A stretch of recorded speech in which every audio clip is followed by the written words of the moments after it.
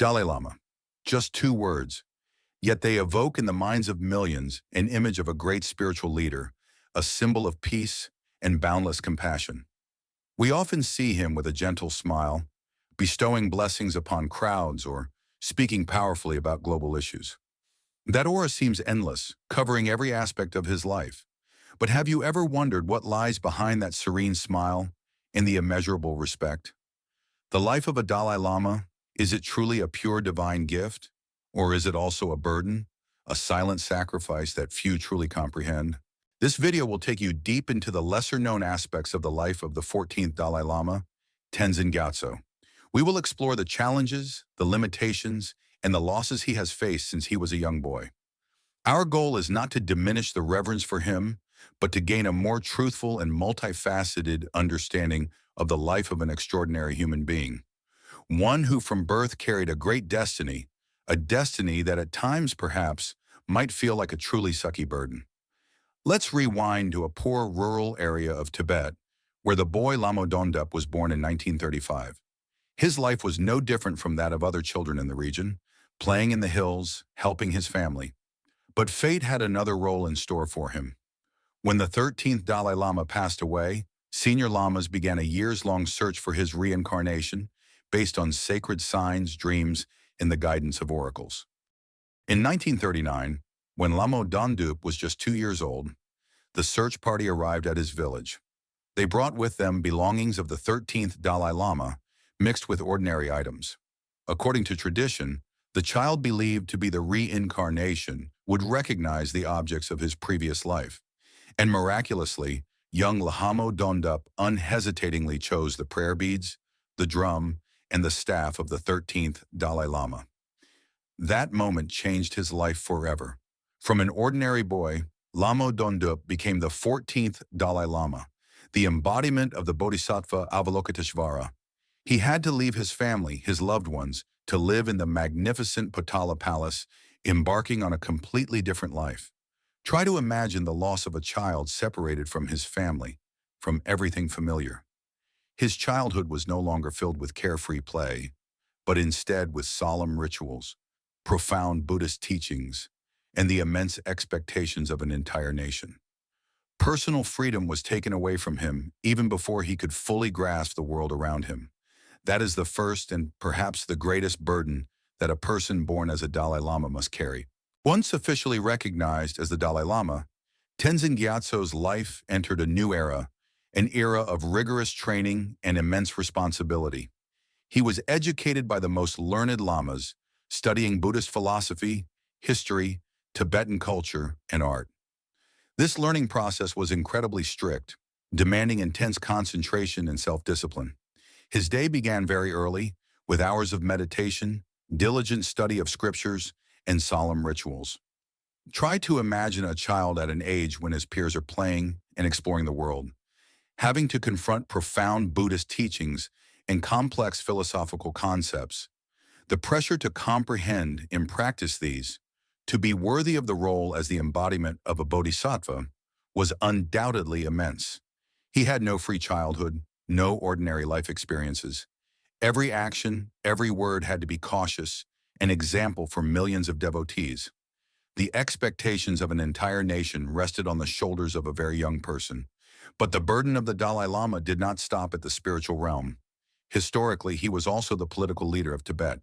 He had to face crucial national issues, making important decisions affecting the fate of an entire country. In the mid-20th century, Tibet faced enormous political turmoil, particularly the invasion by China. In 1959, the Tibetan people's uprising against Chinese rule failed. The Dalai Lama, along with thousands of his people, was forced to flee his homeland, living in exile in India. This was a devastating turning point in his life. Not only did he lose his country, but he also had to bear the responsibility of preserving Tibetan culture and religion and fighting for the freedom of his people on foreign soil. Life in exile brought countless difficulties. He had to rebuild a government in exile, seek the support of the international community, and constantly speak out about the situation in Tibet. The longing for his homeland, the concern for the people left behind, and the political burden of a nation no longer existing on the world map all created an invisible pressure, weighing heavily on the Dalai Lama for decades. Instead of enjoying his old age in his homeland, he had to live in exile, facing relentless political challenges. That is perhaps one of the most severe aspects of being born a Dalai Lama. Tibetan Buddhism, the spiritual foundation of the Dalai Lama, offers peace and wisdom, but it also imposes extremely strict constraints. He must abide by the rigorous precepts of a monk, dedicating the majority of his time to practice, teaching, and performing religious rituals. His life lacks the ordinary pleasures and comfortable moments of relaxation. Everything must serve a single purpose: enlightenment and helping all sentient beings. Can you imagine having to give up all personal hobbies, all worldly pleasures, to live a life of simplicity and austerity?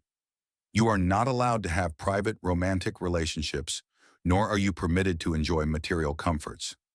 All you possess are your monastic robes, your Buddhist scriptures, and the heavy responsibility for the community. Isn't that too great a sacrifice for a human being? The lack of privacy is another sucky aspect of the Dalai Lama's life. As a highly influential spiritual leader globally, every facet of his life becomes a topic of discussion for the media and the public. He cannot take a leisurely stroll down the street, nor can he enjoy a simple meal at a roadside restaurant. Everywhere he goes, cameras and microphones are present. Can you imagine not having a truly private space, always living under the scrutiny of others? You cannot freely express your true emotions. You must always maintain the image of a calm and compassionate leader. Isn't that too much of a constraint for a free spirit? Tibetan Buddhism provides the Dalai Lama with spiritual strength and a purpose in life, but it also imposes extremely strict limits and constraints. The sacrifice of personal needs, the lack of privacy, all have created a life filled with difficulties that few can truly comprehend. Perhaps one of the greatest burdens a Dalai Lama faces is the issue of succession. According to tradition, he is considered the continuous reincarnation of the Bodhisattva Avalokiteshvara, and after his death, a new reincarnation will be found. However, this process has become incredibly complex and fraught with political factors, especially the interference of the Chinese government. Try to imagine having to worry about the future of an entire religious tradition, about the fate of an entire nation after you are gone. You want your successor to be truly virtuous and capable, someone who can continue your work, but you lack complete control. You have to contend with external interference from a political power that wants to control everything. Isn't that an immense feeling of powerlessness? China's declaration that it has the right to approve the next Dalai Lama has created a fierce underground battle. The Dalai Lama and his supporters insist that the right to choose the successor belongs to the Tibetan Buddhist community, based on centuries-old traditions and rituals. But the Chinese government wants to impose its will, wanting to select a Dalai Lama who is friendly to them in order to consolidate their power in Tibet. Can you imagine witnessing attempts to undermine your traditions, having to worry about who will lead your people in the future? You want to protect your most sacred values but feel powerless against political might? Isn't that an immense pain and constant torment? The burden of the succession issue, the powerlessness in protecting traditions, and the self-determination of his people, all have created immense pressure for the Dalai Lama in his final years. He has to live with the anxiety about the future of Tibetan Buddhism and the fate of his people. That is perhaps one of the biggest difficulties a person born as a Dalai Lama has to face.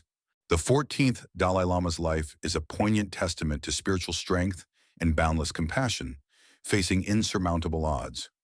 From rural boy robbed of childhood to exiled leader bearing a nation's burden, his life is sacrifice. Immense spiritual pressure, lack of privacy, religious constraints, exile's pain, succession powerlessness, a harsh picture. Being born Dalai Lama isn't easy. It demands perseverance, courage, compassion.